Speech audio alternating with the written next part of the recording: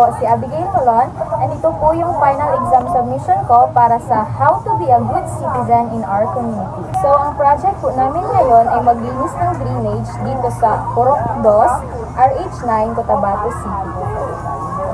Kasama ko po ngayon si Kenshin Molon Saporna na isa sa aking family member. Bakit nga ba importante ito?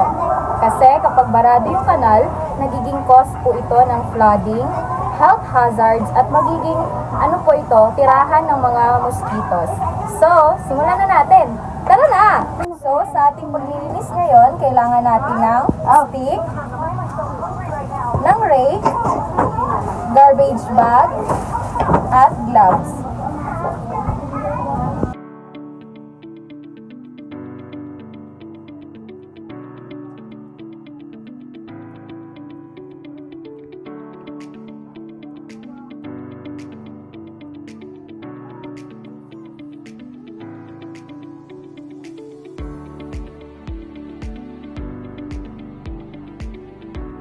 Sa proyektong ito, tinutukan namin ang baradong drainage system dito sa aming purok, which is sa Purok 2 RH9 Cotabato City, dahil naniniwala kami na ang pagiging isang good citizen ay nagsisimula sa direkta at responsableng pag-aksyon sa kapaligiran.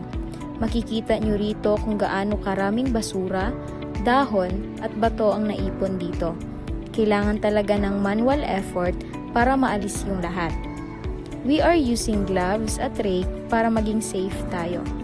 Hindi lang ito simpleng kalat. Ito ay malaking problema na nagdudulot ng health hazards at risk of flooding tuwing malakas ang ulan na direktang nakakaapekto sa buong komunidad.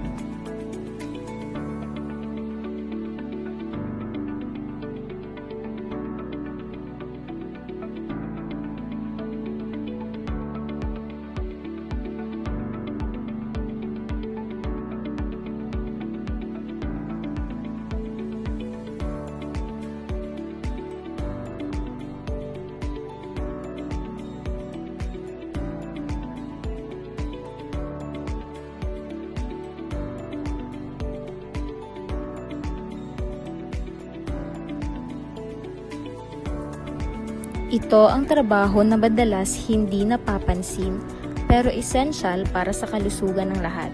Hindi lang ito tungkol sa pagiging malinis, it's about prevention. Kaya naman, sinimulan namin ang paglilinis. Isang gawaing hindi madalas napapansin, pero essential para sa kaligtasan at kalusugan ng lahat.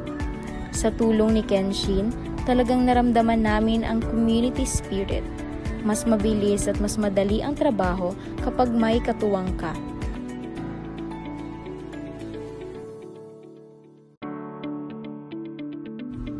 Ipinapakita lang nito na ang essence of community service ay ang pagkilala na ang shared responsibility ang pinakamabisang paraan para makamit ang isang malinis, ligtas at masiglang pamayanan.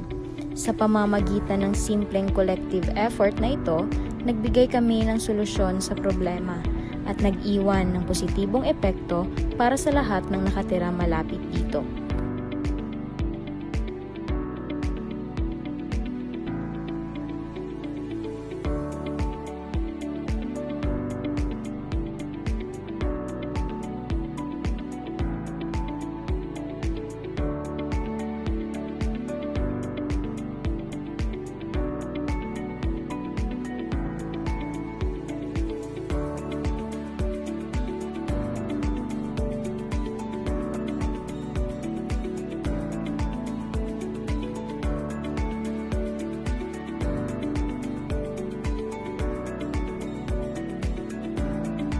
Ang tanong, how to be a good citizen?